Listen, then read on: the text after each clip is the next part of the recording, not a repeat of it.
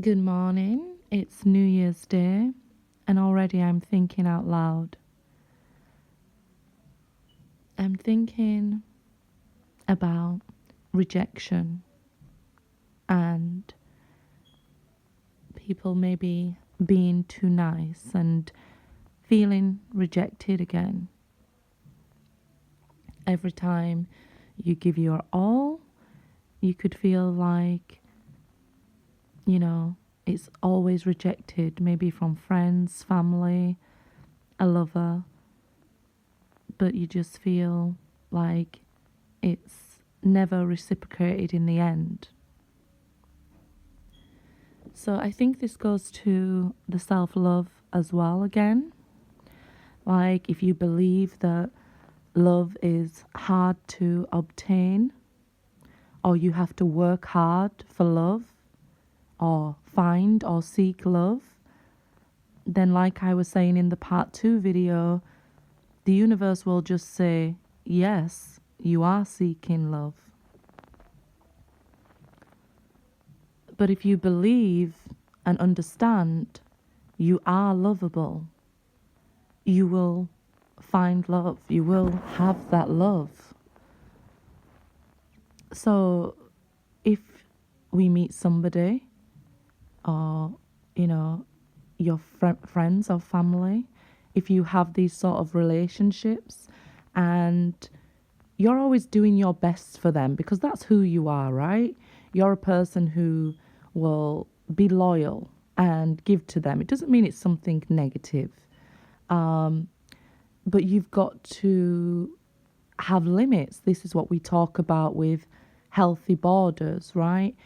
You've got to have limits on how much you're giving to a person if they're not giving back to you. So let's take a romantic relationship because that's the thing we most deal with on the channel.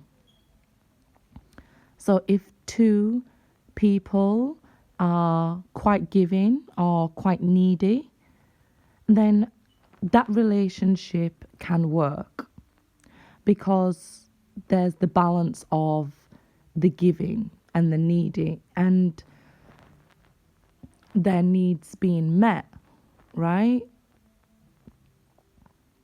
So let's say one's a confident, outgoing person and the other person needs a little more attention, okay? The person who needs a little bit more attention, they will give their attention quite freely to somebody because that's what they need and want from a relationship. And that's okay. You just have to understand this is your personal needs. You have to explain it to your partner. These are my needs. They're not being met at the moment. And if this person has this conversation with you but continues to not meet your needs, this is where you need to have your boundaries set and your self-esteem intact, that self-love, and cut off the relationship, not keep chasing that person because they'll never understand because they don't have that need. It doesn't mean that they're a bad person. They just don't have that need. They're confident and they're outgoing and they'll have different needs that need meeting, right? So the relationship will be off balance because, one person will always be chasing.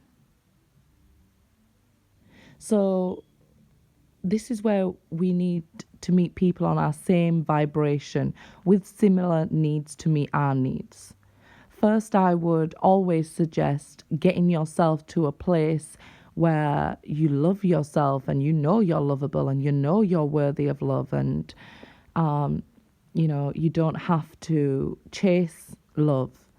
You need to be fully healed from any relationship, any breakdowns of friendship, any breakdown between parents and children. I feel like you need to be healed first before entering into a relationship. We discussed that also in part 2.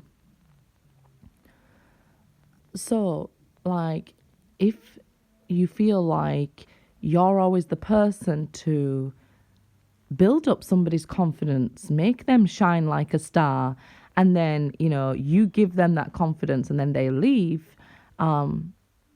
If you feel like this could be always happening, like, you build somebody up and, give them that love and attention, it's because you was meeting their needs and you was draining yourself, giving yourself all of them.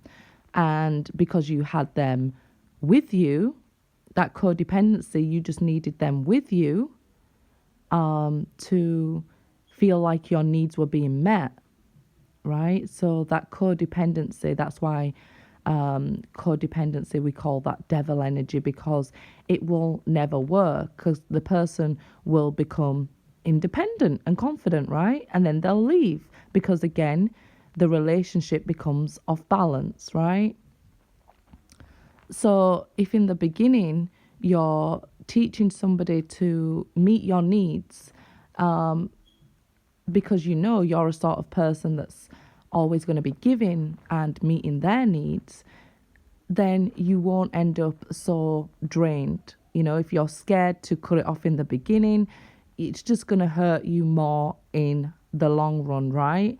So it's better to cut it off at the beginning if you feel your needs aren't being met. If you're chasing this person, texting them, always calling them first, and this person's a good person, a great guy, a great girl, but you feel inside this longing, this unmet need, this lack, then you need to cut it off at the beginning so you don't head down the line and feel even worse, right? And the thing I was thinking most out loud about this morning was love. If you feel like, you've just met somebody and maybe you feel like, I'm not feeling love from them, right? I'm texting them and I'm not really feeling any sort of love from them. I want you to stop and think, is it because you're not falling in love? Is it because, this, you want to be able to be smitten with them, right? You want to be able to be head over heels in love with them, and it's just not happening. And the reason I was thinking about this is because it takes us back to the love is coming from you. The love is always in you. If you think about past relationships where you've been giving your love and you build somebody up and make them shine, right? And they do nothing to build you up and make you shine, then you can see that you was the one that was full of love, right? The love you desire is within you, right? And that's why I always explain that exercise the way I do, where I say, close your eyes. Imagine somebody meeting your needs. Imagine being in love. How does it feel? You're smiling. You could be out having picnics with this person, running in the sun, playing. Whatever it is for you, just that feeling of love and being in love and falling in love, the absolute love, you can feel it because it's within you. That person's not with you right now while you're closing your eyes and imagining it. That love you seek is within you.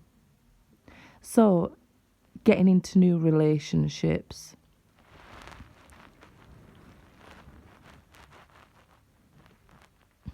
that love you're seeking is within you.